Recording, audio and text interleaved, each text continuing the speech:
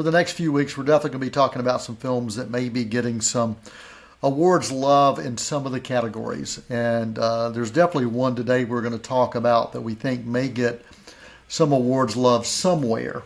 We're just not sure if it's going to measure up to what we had seen before. And I tell you, Thomas, let's just go ahead and get the swords out, strap on the armor, and let's talk about Ridley Scott returning to the Coliseum with Gladiator II. And so, here's the question: does this sequel rise up to the epic heights of that original, or does it falter under its own ambition? That's the question that's out there. And let's get your thoughts, and I'll chime in as well. We both got a chance to do an early screening of Gladiator II. Yeah, so when you're looking at the sequel, you kind of have no choice but to compare it to the original from 2000, the Best Picture winner starring Russell Crowe. And I watched that the night before our screening of Gladiator II. And when you do compare those side by side, with Gladiator II, the story, the heart, the soul just isn't quite as strong as all of that was absolutely firing on all cylinders in the one which almost a quarter century ago. And in this film, I know we'll talk a lot about the characters and the performances, but I think this film has to have Paul Mescal. It has to have his performance and his character working, but I just don't think it does for me. It's in the shadow of Russell Crowe, and that's a big shadow, and I think Paul Mescal is, incredible actor. I loved him in After Sun and All of Us Strangers, and he's got a lot of other great works coming up that I'm looking forward to. But I just really couldn't buy into his character in this performance here. Yeah, I you think about the first Gladiator from 2000, such a monumental success at the box office, but also sweeping the Oscars. It truly did cement itself into cinematic history. There were memorable quotes, the way we talk about life echoing through eternity, and also, are you not entertained? Those are some quotes that, years later we're still thinking about those. We may get them a little wrong, but we still are thinking about those. Gladiator had this emotional depth to me that still resonates today. Now, I'm talking about the original. But I'm with you. Unfortunately, Gladiator II really does feel like a pale imitation at times. And I do say imitation. I think it recycled some of the moments, some of the iconic lines, and did not have the same impact. This sequel from Ridley Scott, who is a legend, I'm not going to take anything away from him. The runtime for Gladiator II, 2 hours, 28 minutes, that didn't really help a film that suffered from some issues. And the film did feel about as long as Maximus's journey to avenge his family. So you felt that length in this film.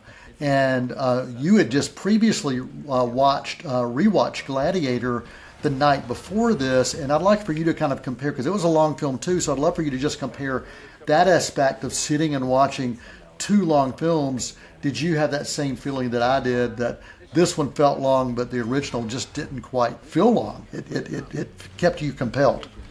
Yes. The original Gladiator, it is epic and sweeping in nature, but it doesn't feel bloated.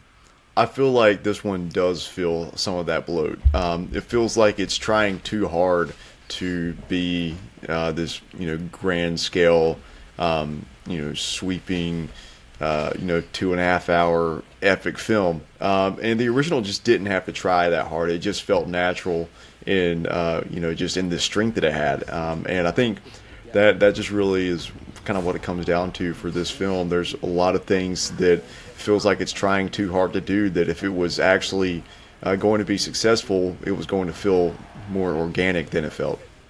I'll give you some positives, though. I don't want our audience to think that we completely hated this film, because we didn't. We did not completely hate it. There were some things we really did appreciate about it. For me, the cinematography. I thought the sweeping seascapes, especially at the beginning, there was an opening scene that really kind of set the bar, and because it did set the bar so high. You kept expecting it to continue that way, and that was difficult to do. But that opening scene, capturing the cinematography, capturing that kind of art direction, the costumes, I think they were truly epic eye candy. Now, they're not historically accurate, and that's one of the things, if you go back and look at the original Ridley Scott, was openly saying, I'm not worried about historical accuracy here. I don't want to stilt my creativity, I think were basically his words. But I will say this about Scott. I think he does have a keen eye for visual storytelling from a spectacle standpoint. So, we had some really interesting shots of Rome, or his version of Rome, and I think some of the scenes were just kind of jaw-dropping how beautiful they looked. The sound design and the score, that roar of the Coliseum, the clash of the swords, that kind of pulse of the score that was from Harry Gregson Williams. I think those elevated the auditory experience for me. Not quite the Hans Zimmer feel, but it does add some layers of intensity to some key moments. And I've already mentioned the art direction and costumes. They worked, even though not historically accurate, they were really beautiful to look at, and they provided this kind of grand scope to the look and feel.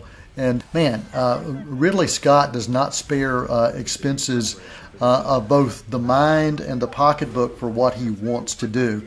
Also, the action sequences, the Coliseum battles were what they were, but I loved that sea battle at the beginning and the massive fort battle. That was just incredible. So there was a true visual punch to me for this film in some of those scenes. Yeah, the things that didn't work in this film are nothing I can blame on Ridley Scott. I think just to kind of paint a picture of the immense respect that everybody in the entire filmmaking world has for Ridley Scott, you look at his last 4 movies, and bear in mind he is, at this point, 86 years old. Since 2021, he's made The Last Duel, House of Gucci, Napoleon, and now Gladiator II. And I think any one of those movies might have taken another director who isn't superhuman years to make just one of those, and he's made 4 of those within 4 years. He's just cranking them out one after another. And you talk about that siege in the opening of the film, and I will say, for those first 15 minutes, I was riding this massive high. I was thinking that, okay, if I'm going to feel this way for the rest of the movie, then this could end up being as good as the original. And I think nobody in the world can compose just this huge scale action set piece like Ridley Scott can. But I really do think the action kind of peaked in that first set piece. Which I hate to say that's the case, but that is kind of how I walked away feeling. One other thing that I want to make sure we show some love to is Denzel Washington. He plays the role. The character's name is Macrinus. And I think this was by far the most intriguing character study of the film.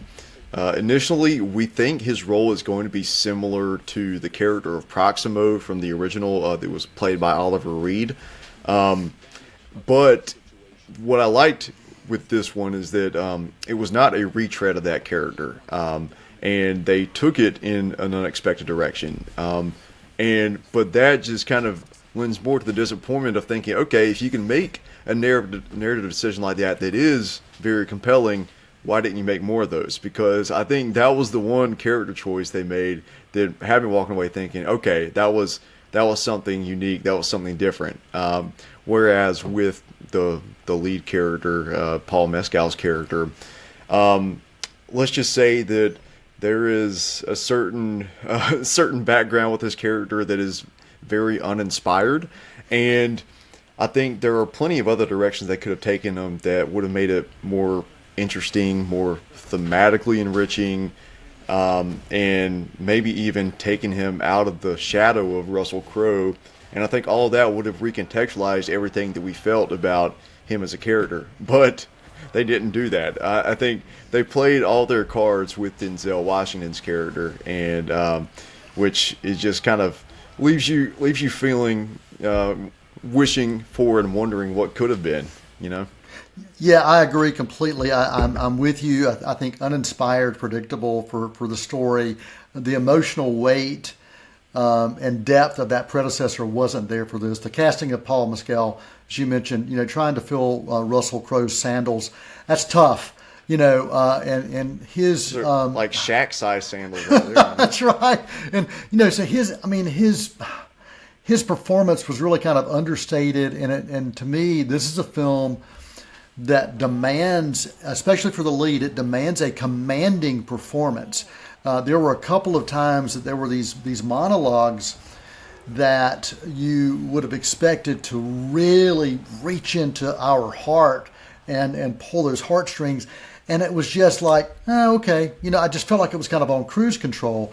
A few other negatives for me. There were a couple of cartoonish characters, some supporting roles that didn't really do a lot for me. I thought some of the effects were actually weak. Some were nice, some were strong, but there were some weak effects. There were these crazy, mad CG monkey hyena hybrids in a scene, and you were like, what the heck is that?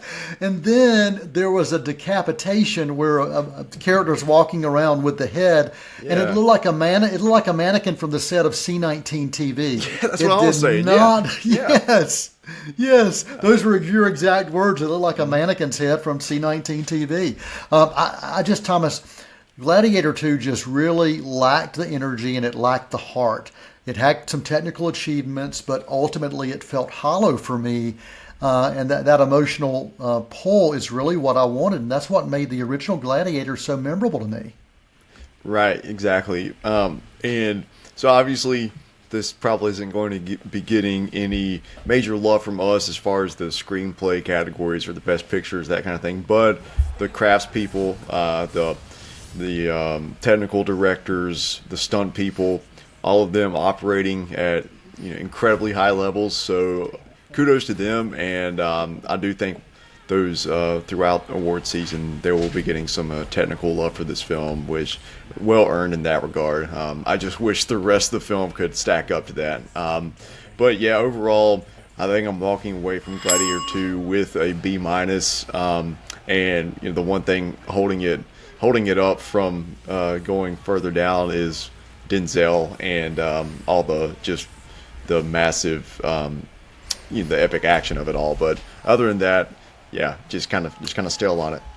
Yeah, and also it is Ridley Scott, and at his age, as we mentioned, to continue to be putting out films of this scale, pretty fascinating in that. Denzel, you mentioned as well, some of the technical eye candy, as I call it, those things really did work. But this is not a movie I'm going to go back and revisit, Thomas. I think it's a decent addition to Ridley Scott's legacy of films, but it's also a reminder to me that sometimes legacy sequels are left untouched, especially when they are complete on their own. And the original Gladiator, to me, was a complete film, had a complete story. I think if you're going to be doing a legacy sequel, there are some better options out there and examples of what we've seen previously that will find a way to provide subtle nods, but not rely so heavily on that original film.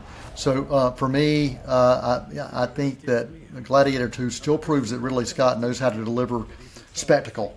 But sometimes a spectacle alone is just not enough, and it was not enough for me. A balance. I'm giving it a C+. You're a B-, and we'll probably do a combined score on another segment that we do, and I may raise the bar a little bit, but I'm right at C+ for Gladiator 2, and you can check that out in theaters. Come and meet me at the